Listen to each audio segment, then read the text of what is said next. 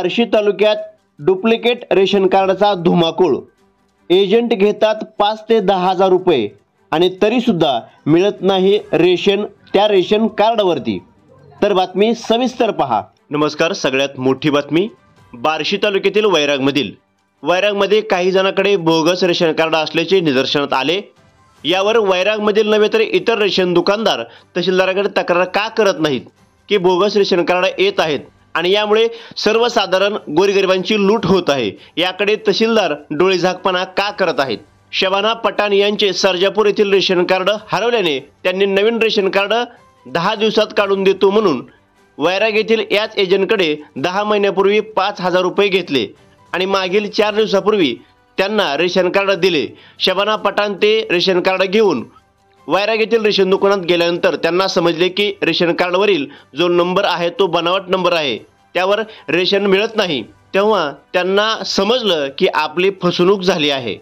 विशेष म्हणजे bogus ration कार्डला आळा बसावा म्हणून शासनाने सर्व यंत्रणा ऑनलाईन पद्धतीने केली आहे।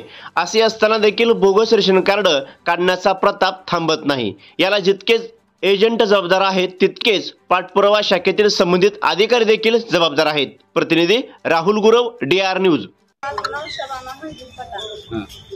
रेशन कार्डासाठी म्हणजे मी रेशन कार्ड आमचं आहे सर्जापूरचं, पण आम्हाला ती गमावल्यामुळे आम्ही नवीन काढलं रेशन कार्ड। आम्ही रेशन कार्ड काढून देतो, तुम्हाला 10 दिवसात देतो म्हणून सांगितलं होतं। 10 महिने झालं त्यांनी अजून आम्हाला रेशन कार्ड आमच्या हातात नाही। आता दिलं तर नुसतं बोगस करून दिलं की ह्याच्यावर नंबर पण पाडून दिला नाही, काय आणि पैसे घेऊन त्यांनी आमच्याकडनं एवढं हे केलं। किती पैसे घेतले? 5,000 रुपये टाकली होती।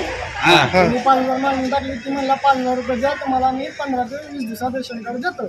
त्यांनी रेशन कार्ड काय 10 महिने झाले दिले नाही। तो रेशन कार्ड द्यायला काढण्यासाठी काय काय कागद दिली? त्यांनी आम्हाला फक्त 4 आधार कार्ड मागितले, अजून बाकी काही मागितलं नाही। काहीच मागितलं नाही तुम्हाला?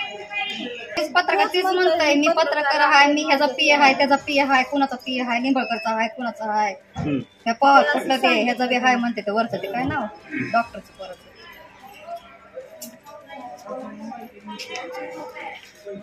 नाव सांगते पी म्हणून सगळं आहे म्हणते। कुणाचा पी आहे, आमच्यावर नंबर टाकून दिला नाही, आम्हाला काहून नाही मिळावा असा आमचा नंबर टाकून देण्यासाठी आम्ही पैसे 2,000 रुपये त्याला। तुमचं काय नाव आहे? अनिता शिवाजी पवार। तुम्ही कुठलं? दोघाचेच आहे।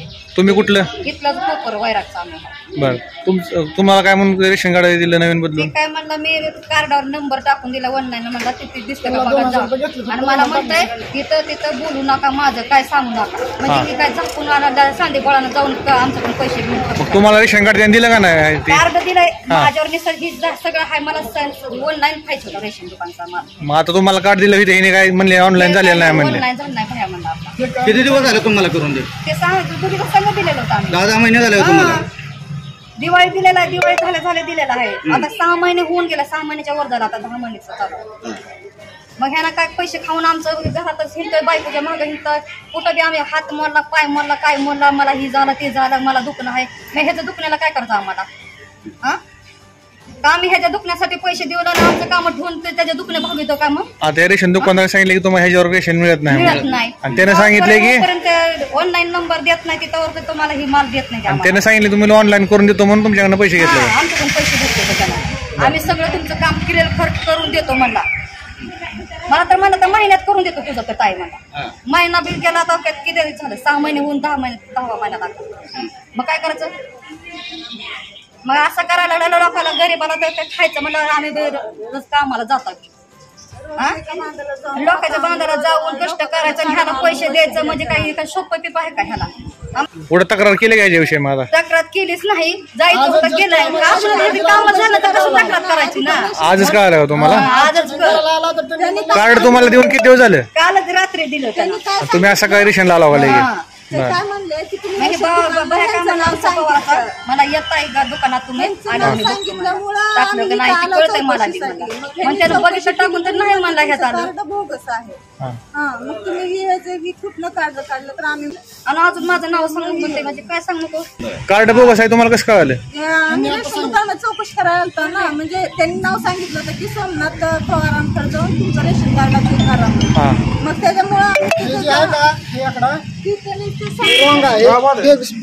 बोगस आहे। आणि दुसरं म्हणजे इथं जे उत्पादन असतं ती काय लिहिलेलं नाही. इथं तारीख असते त्यांनी सही करून पाठवलं. ही सही बा कोणाची काय आहे, तारीख बी नाही, काय नाही. काय केलं, काहीच केलं नाही ह्याच्यावर, काहीच केलं नाही. इथे 12 अंकीचे नंबर असते ते इथं असते, त्यांनी इथं टाकून दिलेला आहे आणि ह्याला 2000 रुपये घेतले त्यांनी. असं ह्याला असं 5000 रुपये का? घेतले. असंच नंबर कामं पण करते चुकीचा का? आहे का? नंबर बी चुकीचा आहे. नंबर चुकीचा, सगळं चुकीचं. मी तिकडे नंबर नको म्हणून मला घेतला रेशनचा खायची म्हणलं होतं नंबर. मग कसा घेतला रेशनचा नंबर द्या मला.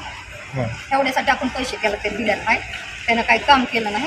आणि निर्णय दाखवलं हे कामं चांगली करतो, काय कामं करतोय चांगली. आपल्या भागातील बातम्यांसाठी संपर्क राहुल गुरव 9689 3225 03.